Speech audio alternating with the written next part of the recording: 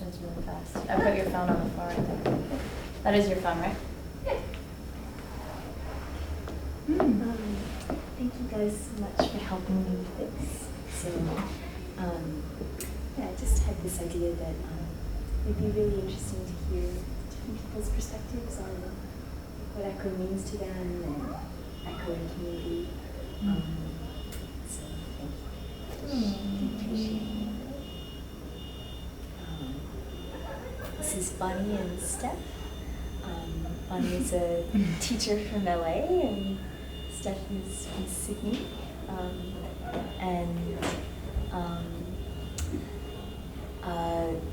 So I guess a workshop with both of them introduced me to them. So I guess I emailed through a couple of questions. Do you want me to pull it out? No, I Oh, can you remember them? So I guess the first one was sort of just around what acro means to you guys. And it's always, I just find it so interesting talking to people about what it means, because I think a lot of people who don't have experience with acro, they just kind of see this fun acrobatics kind of stuff. And when you start to do it, it's actually such a deep emotional work. For a lot of people, it's so much about trust, or for some people, it's really this kind of journey about letting go of fear, or for me, it's just so much about connection and community. So it's just, I always find it really fascinating to hear about, like, I guess, what acro means to me. Sure.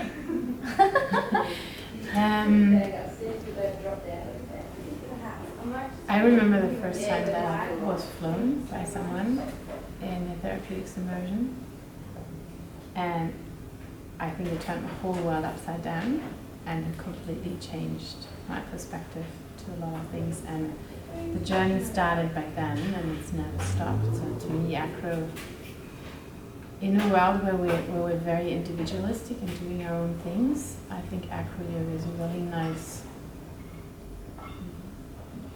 maybe like me, a really nice vehicle that brings people together and develops communication and trust and community and an understanding that you can do so much more with your body through the support of others. Yeah, I think that's, I want to take it away from the actual practice. It has all the different elements. They all have a different, they all touch different aspects of that. I think if I had to summarize it in one word, it would be community, trust, and connection. Those canyons started coming down. Yeah, it's similar for me. I think acro yoga provides a test tube environment to try out how we want to move through the world. And it's almost like we need to unlearn all the way back to the basics of play and how to relate to each other in a heartfelt way. And somehow the blend of these lineages creates a container for that. And the material really takes care of itself, you know. We set the space, we sit in a circle, and automatically people's spirits get lifted, and they are already willing to dance in a way with each other than they might be if you put them on their yoga mats in a line, right? So just that being witnessed, I think, by one another, and being given the invitation to return to the innocence of connection through play, the real pure innocence of connection. And from there, as Steph was saying, like the art of communication, and it really manifests itself into so many parts of life. So with dedicated practice, I totally hear what you're saying. It's like it becomes this deep personal work because you're seeing these mirrors of things that exist in your personal life so often, and you get the tools and the community support for how to work through those things. Yeah.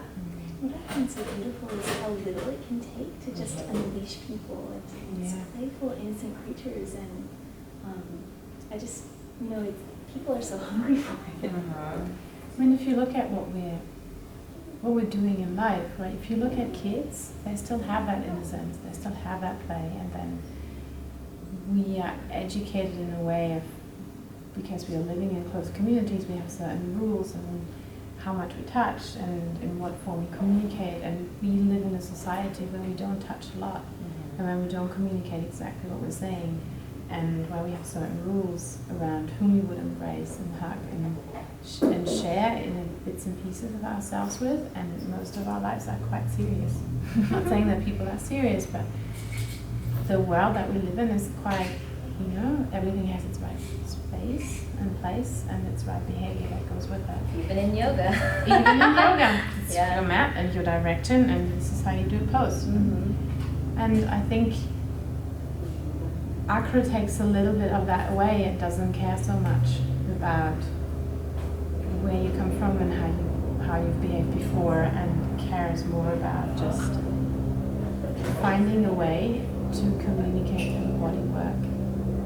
And yeah, as you said, innocent touch in a safe space that we're creating as teachers. So yeah, it's very powerful. Yeah, just like you say with the simplest things, it's also that because of that anybody can do it, right? People that don't do yoga, people that have probably been unembodied for years, are able to come into this space and have a lot of success and feel connection to their body in a way that maybe they've never felt before. And I find that to be one of the also like just palpable immediate effects of this work, is that anybody can do it and they surprise themselves right away, right out of the gates.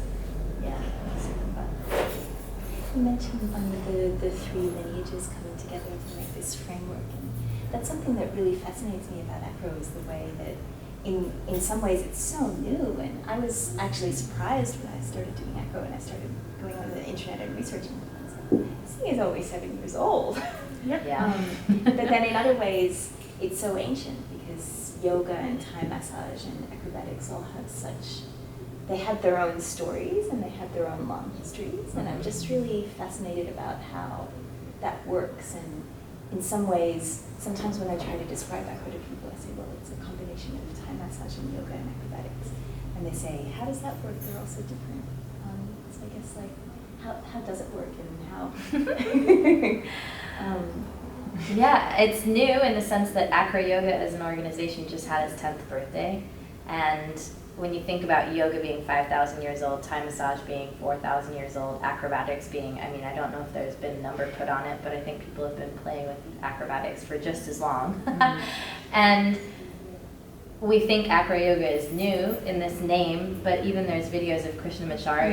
Yeah. You know, I mean, Those are there's, amazing. yeah, it's just, there's been this idea around connection and sharing yoga for, I think, a long time, and especially in a teacher-student role, one-on-one, I think that's been more explored, like, historically.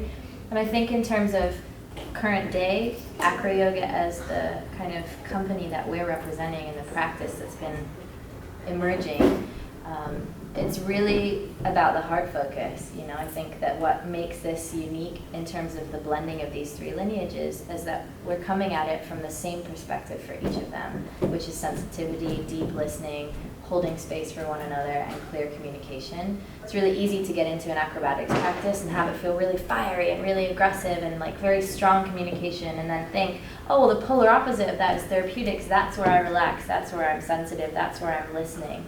When actually there's so much medicine from each to kind of cross-pollinate over and inform the other, and then we look through the middle of the lens of yoga, and it's, I think for me that's where I feel this to be a really sacred blend. And there's other partner practices out there that are embracing some or all of these three elements, and they're all manifesting with a slightly different result, you know. And I think acro yoga is taking the world by storm in the way that it is because of the intention that we're bringing to the space each and every time that we're sharing it, as teachers, as students, as people playing with each other in the grass. You know, it's like if we're coming together with the intention of lightness, of healing, of playfulness, and like really clear communication, then anything's possible. And it's so interesting, actually. I loved the Qigong exercises we were doing in the lunar immersion, and I kind of took those back, and I was practicing with some friends, and it really helped the solar practice to do, you know, bringing the energy into the hands and feeling that heart connection with the hands. And all of a sudden it's kind of like, we're just flowing, we're not talking. Like, it's amazing how connected it all is, which again is, I think, surprising until you start to get into it. Yeah, totally.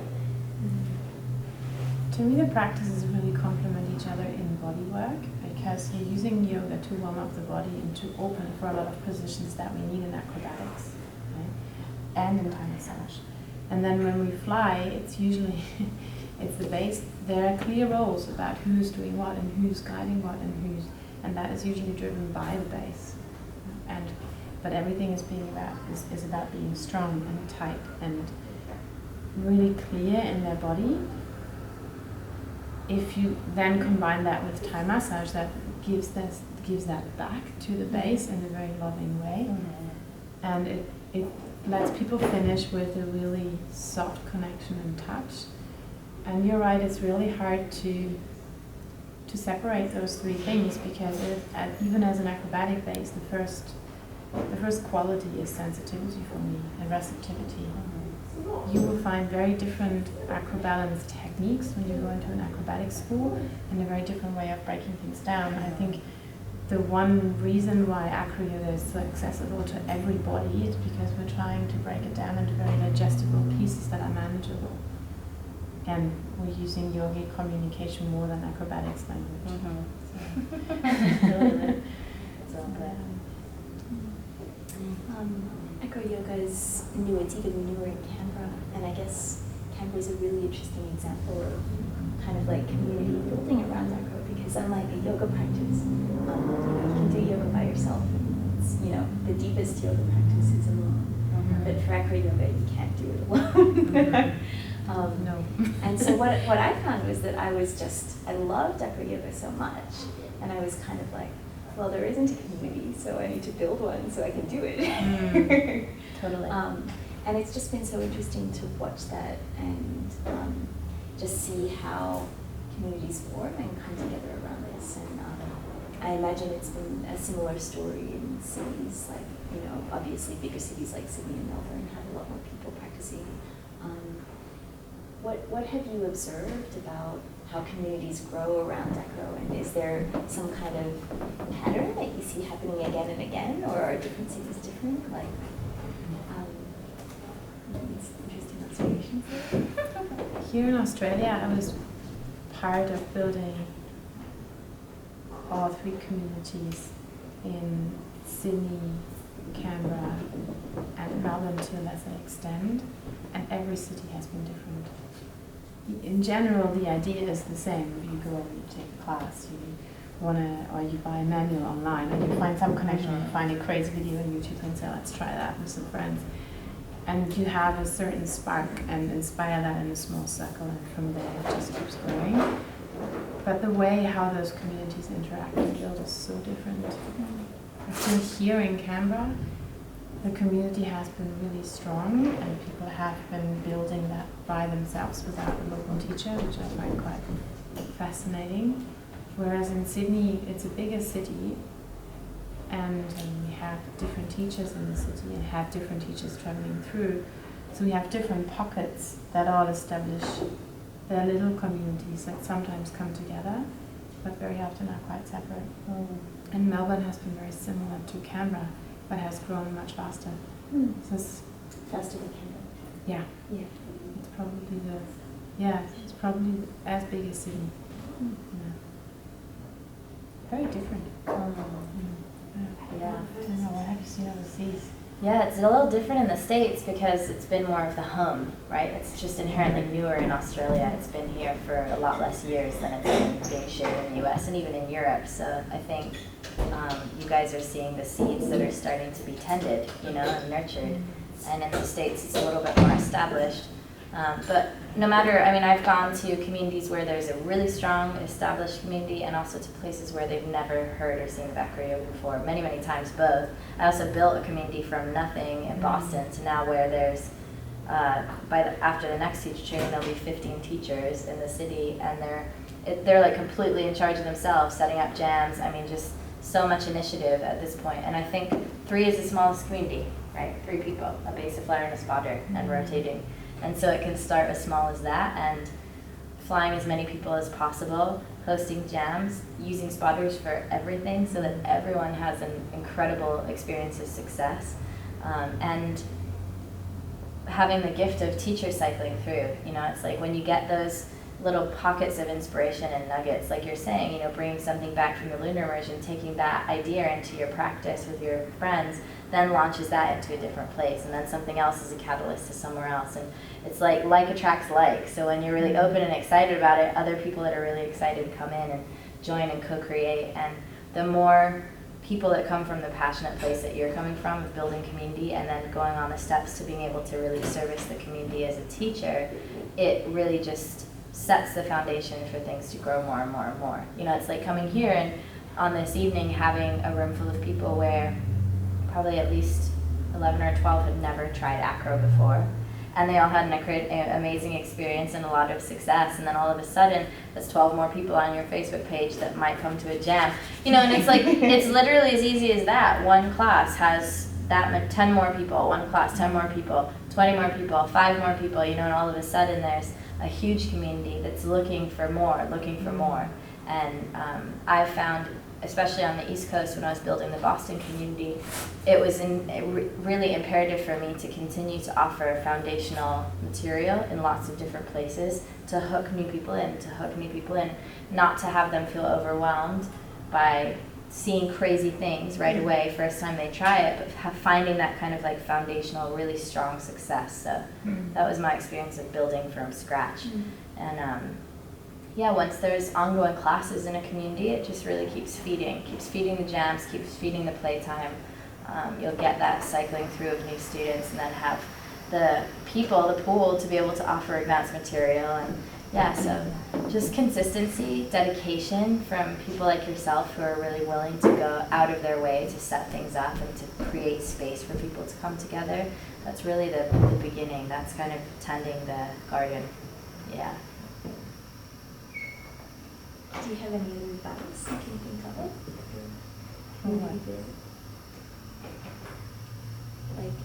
Like little things or practices you found that work really well? Fly as many people as you can. Yeah.